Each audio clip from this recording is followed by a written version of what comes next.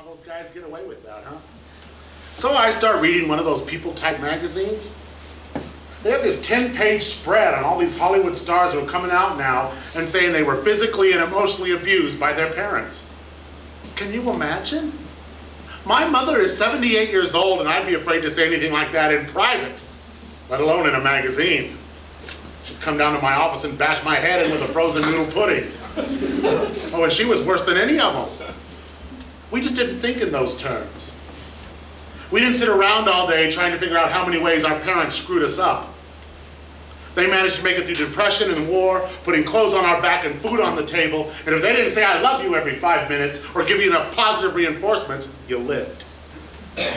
You see, America made too much money. Now all of a sudden we got all this time to sit around and figure out why we're still not happy. You notice it's mostly yuppies and Hollywood stars who go on Donahue and into therapy to talk about their rotten parents. Your average guy on the street trying to make ends meet, he doesn't give a rat's ass about getting in touch with the child within.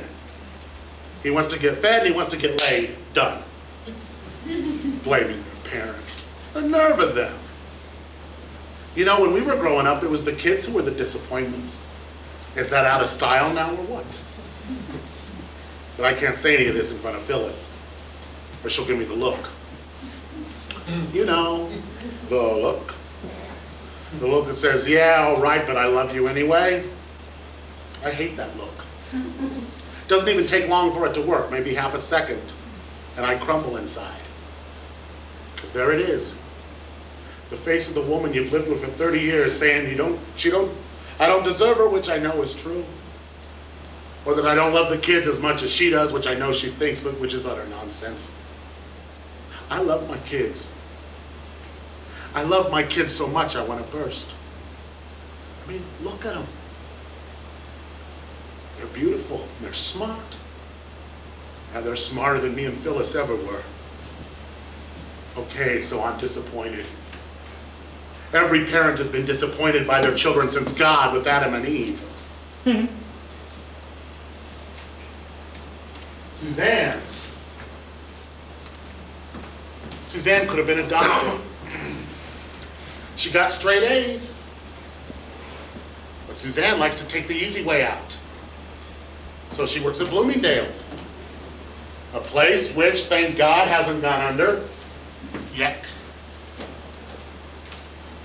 She married the first guy out of high school that she went with seriously. Can you imagine? The first guy? Still, I can't complain. Rob's good to her. David? David could have been on TV with everything we gave him. That's life. You give them your life, they disappoint you, but you love them anyway. See, that's the gift.